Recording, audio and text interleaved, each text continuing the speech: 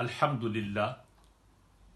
للہ ذی المجد والعلا والصلاة والسلام علی سیدنا و مولانا و ملجأنا و مأوانا محمد المصطفیٰ وعلی آلہ و اصحابہ الازکیاء. وقال اللہ تعالی فی القرآن وَلَذِكْرُ اللَّهِ أَكْبَرُ صدق اللہ العظیم. محترم سامعین سامعات، خواتین و حضرات، یہ بات قرآن اور حدیث سے مستفاد ہے کہ اللہ رب العزت نے حضرت انسان کو پیدا فرمایا اور تخلیق انسانی کا وحید مقصد عبادت الہی ہے. جیسے کہ اللہ تعالیٰ خود قرآن میں ارشاد فرماتا ہے وَمَا خَلَقْتُ الْجِنَّ وَالْإِنسَ إِلَّا لِيَعْبُدُونِ. تو سوال یہ پیدا ہوتا ہے کہ تمام عبادات سے افضل عبادت کون سی ہے؟ اس کا جواب یہ ہے کہ تمام عبادات سے افضل عبادت اللہ رب العزت کی یاد ہے، اللہ تعالیٰ کا ذکر ہے. جیسے کہ اللہ تعالیٰ خود ارشاد فرماتا ہے وَلَذِكْرُ اللَّهِ أَكْبَرُ. اللہ رب العزت کا ذکر بہت بلند و بالا ہے. اللہ رب العزت کا ذکر تمام عبادات سے افضل عبادت ہے. کیوں افضل عبادت ہے؟ اس کے متعلق حضرت علامہ فقی ابو اللیث سمرقندی رحمۃ اللہ علیہ ارشاد فرماتے ہیں لِأَنَّ جعل اللہ تعالی لسائر العبادات، کہ بے شک اللہ تعالیٰ نے تمام عبادات کے لیے ایک تو مقدار اور ان کے لیے اوقات مقرر فرمایا، لیکن اللہ رب العزت نے اپنی یاد کے لیے نہ تو مقدار کا تعین کیا اور نہ ہی اوقات کا.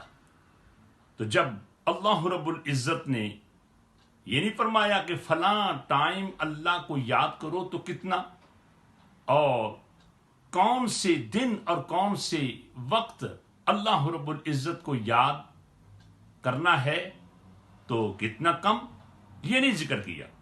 اور پھر اللہ رب العزت کا حکم یہ ہے کہ اذکروا اللہ ذکرا کثیرا، کہ تم اللہ رب العزت کا ذکر بہت زیادہ کرو، بہت زیادہ، سری طور پر، خفی طور پر، دن میں، رات میں، سفر میں، حضر میں، ہر اعتبار سے اللہ رب العزت کا ذکر کرنا چاہیے.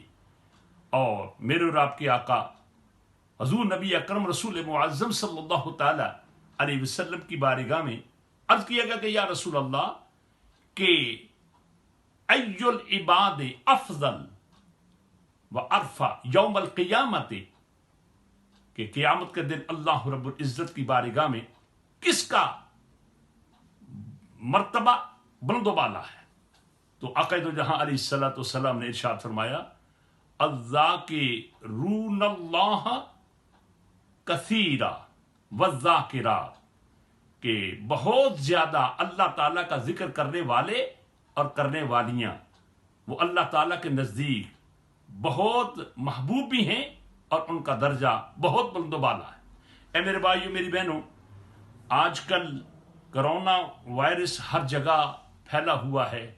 لوگ جناب علی اسی کے بارے باتیں بھی کرتے ہیں اور کہا جاتا ہے کہ اس کے ساتھ لڑو، اجتماعی طور پر اور انفرادی طور پر. اور میں عرض کروں گا کہ آپ اس کے ساتھ کما حقہ لڑ نہیں سکتے، بلکہ آپ کو چاہیے کہ انفرادی طور پر، اجتماعی طور پر آپ ہر مقام پر اللہ رب العزت کو یاد کریں، اس کی یاد میں سرشار رہیں. جب آپ اللہ کی رضا کے لیے اسے یاد کریں گے تو اللہ تعالیٰ آپ کی تمام پریشانیوں کو دور فرما دے گا. اسی لیے بزرگان دین اور مفسرین کرام فرماتے ہیں اگر تم اللہ کی یاد کسی طمع اور لالچ کی بنا پر کرو گے تو یہ اس کی یاد، یہ ذکر مردود ہوگا.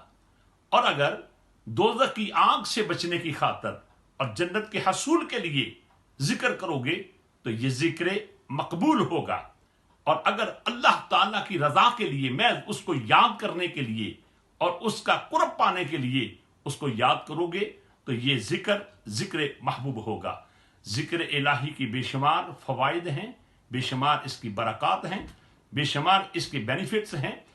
اس کا تذکرہ انشاءاللہ میں اگلی کسی مجلس میں عرض کرنے کی سعادت حاصل کروں گا۔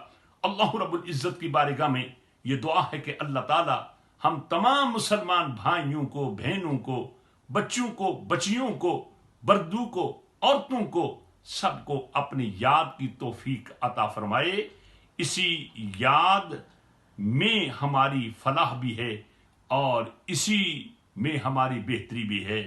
اس سے انشاءاللہ العزیز کئی ایک پرابلمز ہماری سالو ہوں گی، حل ہوں گی، دور ہوں گی۔